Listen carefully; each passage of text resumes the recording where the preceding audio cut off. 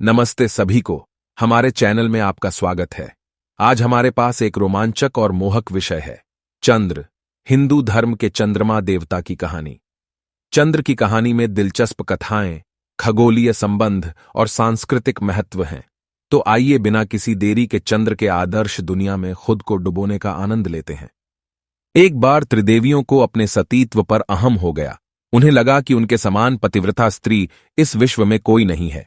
तभी भगवान विष्णु के भक्त देवर्षि नारद वहां आ पहुंचे और उन्होंने त्रिदेवियों को महर्षि अत्रि की पत्नी अनुसूया के सतीत्व के बारे में बताया, जिससे उनके अहम को बहुत ठेस पहुंची। उन्होंने त्रिदेवों को अनुसूया के सतीत्व की परीक्षा लेने को कहा। तब त्रिदेव एक ही समय में महर्षि अत्रि के आश्रम में आए। तीनों देवों का एक ही उद्देश्य था, अनुसूया का सतीत्व नष्ट करना। तीनों देवों ने साधु का वेश लिया और अनुसूया से भोजन करवाने की मांग की और ये शर्त रखी कि उन्हें नग्न अवस्था में भोजन करवाया जाए। अनुसूया ने महर्षि अत्रि का चरणोदक तीनों देवों पर छिड़क दिया, जिससे त्रिदेव छोटे छोटे बालकों के रूप में परिवर्तित हो गए और अनुसूया की गोद में खेलने लगे।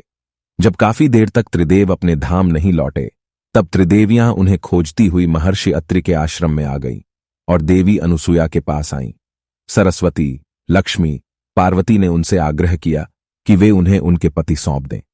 अनुसूया और उनके पति ने तीनों देवियों की बात मान ली, किंतु अनुसूया ने कहा कि त्रिदेवों ने मेरा स्तनपान किया है, इसलिए किसी न किसी रूप में इन्हें मेरे पास रहना होगा।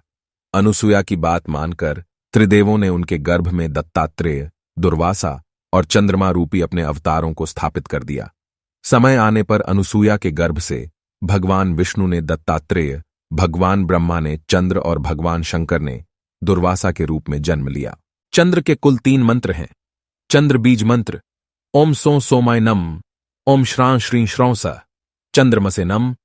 चंद्रमा गायत्री मंत्र ओम भूर्भुवः स्वः अमृतांगाय विद्महे कलारूपाय धीमहि तन्नो सोमो प्रचोदयात्। चंद्रमा का पौराणिक मंत्र दधिशंख तुषाराभम क्षीरोदार्णव संभवम नमामि शशिनम सोमम शंभोर मुकुटभूषणम। किसी भी देवता के साथ चंद्र के आसपास रोमांचक कथाएं हैं। एक ऐसी कथा में चंद्र का बृहस्पति के साथ संघर्ष है, और कौन भूल सकता है श्री गणेश द्वारा चंद्र पर दिए गए रोचक श्राप को। हम इन रोमांचक कथाओं को विस्तार से समझेंगे। चंद्र को छविसाधारण रूप में एक सफेद वर्ण के देवता के रूप में चित्रित किया जाता है। प्रतीकत्व में चंद्र को चंद्रमा के पास 27 विवाहिता से जोड़ते हैं, जिनमें उनकी प्रमुख सहवासी रोहिणी है। चंद्र का महत्व बहुत व्यापक है। क्या आप जानते हैं कि हिंदू पंचांग में सोमवार यानी सोमवार चंद्र शब्द से लिया गया है। चंद्र भी हिंदू ज्योतिष में नवग्रहों में से एक हैं, और पंचांग की बात करते हुए हिंदू पंचांग एक रोचक चंद्र सौर गणना करने वाले चंद्र सौर पंचांग हैं। चंद्र का प्रभाव केवल पुराणिक पाठों तक ही सीमित नहीं है। उन्हें हिंदू खगोल शास्त्रीय कार्यों में ग्रह माना जाता था और विभिन्न संस्कृत पाठों में चर्चा होती थी।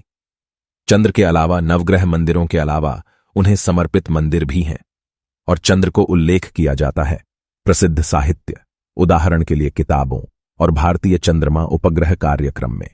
लेकिन ध्यान दीजिए, चंद्र का प्रभाव सिर्फ हिंदू धर्म में ही सीमित नहीं है। चंद्र को बौद्ध और जैन धर्म में भी मान्यता दी जाती है। यह धार्मिक महत्वपूर्ण और आदर्श चंद्र की बातें थीं। चंद्र के साथ ही बात करते हैं। आपको यह जानकर हैरानी होगी कि यूनानी, रोमन और अन्य इंडो यूरोपीय कैलेंडर में भी सोमवार, जो कि एक हफ्ते का पहला दिन है, चंद्रमा के नाम पर ही समर्पित हैं। अगर आपके पास कोई विचार या सवाल है तो कृपया नीचे टिप्पणी अनुभाग में छोड़ दें। और ध्यान रखें, चंद्र चमकता है, रात्रि के रहस्यों को प्रकाशित करता है। जुड़े रहें और जल्द ही मिलेंगे। ध्यान रखें।